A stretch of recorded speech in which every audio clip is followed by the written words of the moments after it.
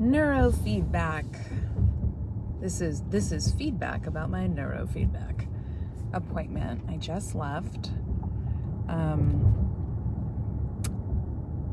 It went well.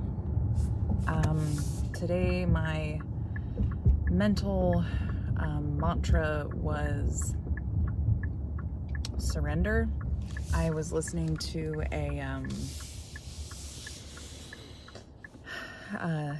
Insight is an app that I've been using for meditation, like INSIGHT. I'm pretty sure that's what it's called.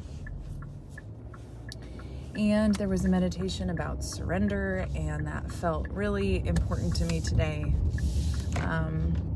There are just some things going on in my life right now that, like health of loved ones and stuff, that is out of my control. And that, dealing with grandparents getting old and passing, especially around the holidays, reminds me of when my dad passed away Thanksgiving night 2013. One of my grandmothers passed the day before Thanksgiving recently in the last few years, and then another grandmother now is ill and is going to pass soon, maybe today. And so that was really heavy and weighing on my mind and my heart and my spirit. And so I felt like God was telling me, surrender. You need to surrender this, because there are just things in life that we want to, as humans, fixate on, or not that we want to, but that we tend to fixate on. And by we, I mean me. I guess I shouldn't be talking for others, but I know that specifically that is something that I struggle with, and I know that that is a facet of my anxiety that I am working on in things like neurofeedback.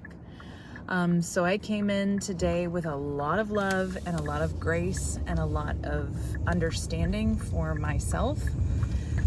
That self-compassion piece still feels very new to me, but I feel like I'm grasping it and being able to implement it better on the day-to-day.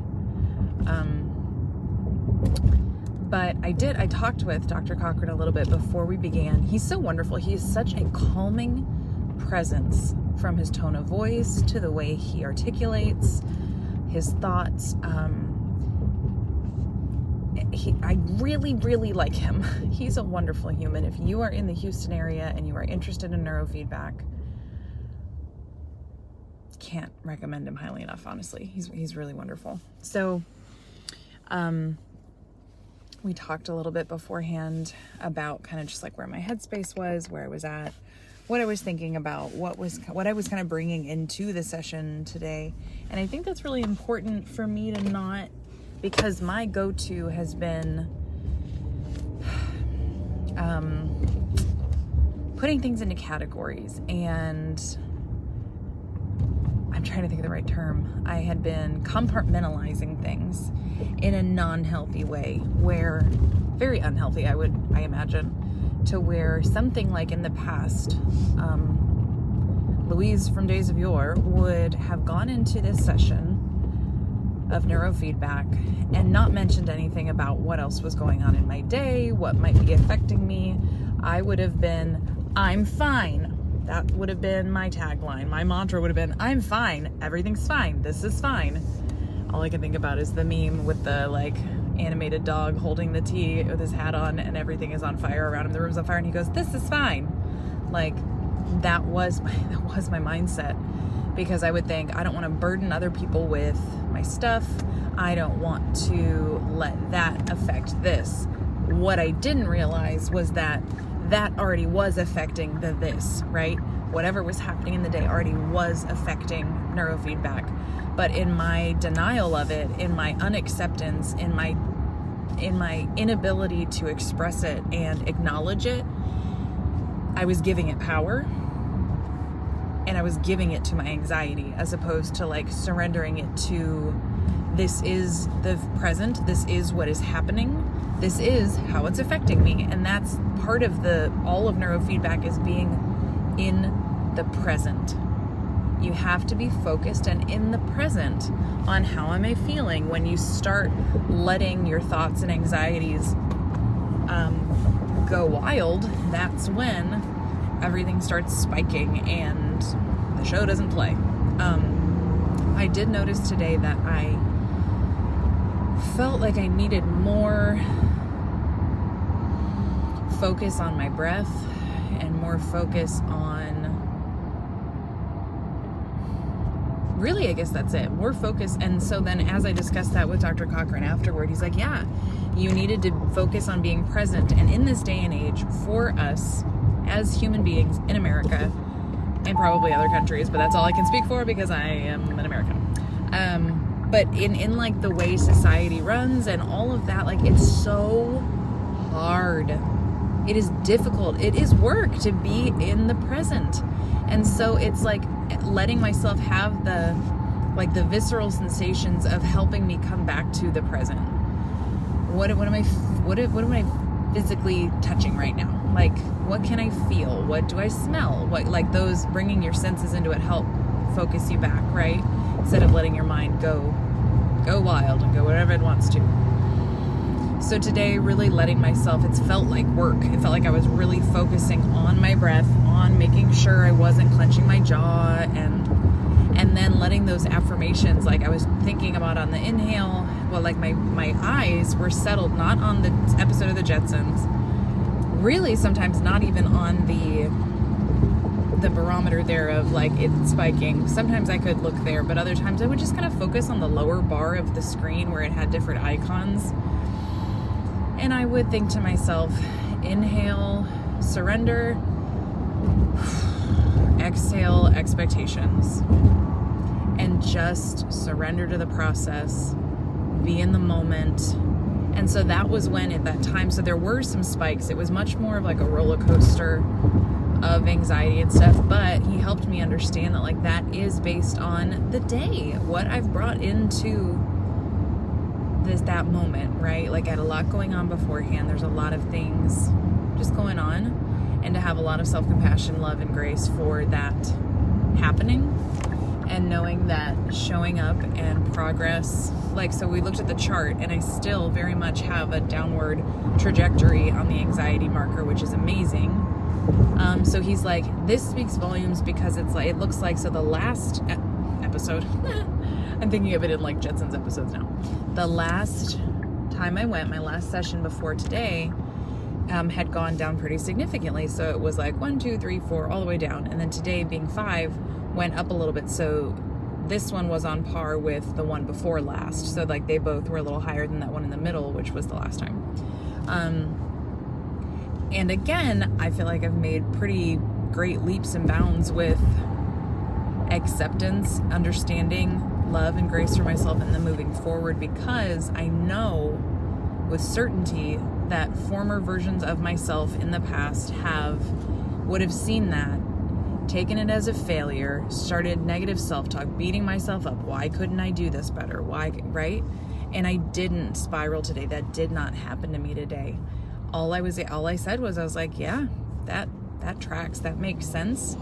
And Dr. Cochran was like, you know, what's so cool though, is that you were still able to find this level with everything that's going on right now, right? In your mind, in your heart. And you weren't up here back at 20 on the measurement, right? So it was really, really cool to see that I can still, my brain is still learning these new neural pathways that we are creating as the new normal for my brain to be in the day-to-day life, because I am safe. I don't need that hypervigilance anymore, to know that I'm still making progress on that, even when the external circumstances that are out of my control are what they are, right? That when we talked a lot, he actually wrote down a couple book recommendations for me, because he and I just get to talking beforehand, and he is a behavior therapist. He is, that's a lot of his background is in behaviorism. And so we were talking about how we are meaning making machines as human beings. That's what we are. We will make meaning out out of any and everything in our world, in our day, in our life that's happening. And so to have the awareness and to step back and be able to say, okay, I got a flat tire. That will not ruin and taint the rest of my day. However, this setback I'm going to use as like not only a learning experience, but as a place to like grow and find other things. So realizing the tire did not make me mad, and like I'm feeling this like big array of emotions right now, right? I can feel all of these emotions, and yet I can have the awareness and step back and say, which one am I going to respond from? What am I going to do moving forward? That is a choice, that I am in control of that I am empowered in that way. Not I can control that in like an anxiety way, like need to control perfectionism, but in a way that allows me the choice and the ability to not let something that could be a setback or something like that, like traffic that's out of my control, right? That is a thing that happened in the present, and this is how I am choosing the area I'm choosing to respond from. And so that felt really empowering. So he had written down a couple book recommendations based on that, since I told him I was really interested in that. Because that's another thing I kind of wanted to touch on today, was like surrounding myself with things that are going to help me in this process, this journey that I'm going on. The journey not only of like self-discovery, self-acceptance, self-understanding, like all of these things I'm really curious about. I'm coming at it from a place of curiosity, which my therapist Hannah recommended. Think about when you're triggered by something. Come at it from a place of curiosity as opposed to being angry about it or letting that emotion kind of take over and then like rule the rest of your day and your thoughts and your emotion, right? So the curiosity aspect of like, why is my brain doing this? What can I do to help moving forward so that I can be in the present, so that I don't stress about everything constantly, right? So neurofeedback, talk therapy, yoga. Yesterday I went and enjoyed a sound bath, which was the first time I have done anything like that, where they played what did you call it? Playing the bowls.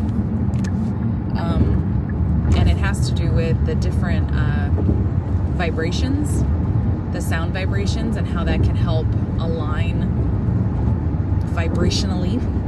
The cells within your body can help you realign and like center. And I thought that was super interesting. It was really a cool experience. I really enjoyed it. I will probably do it more frequently. But that's the kind of thing, like I am open and I am available to all aspects of healing and love. Honestly, that's just where I'm at.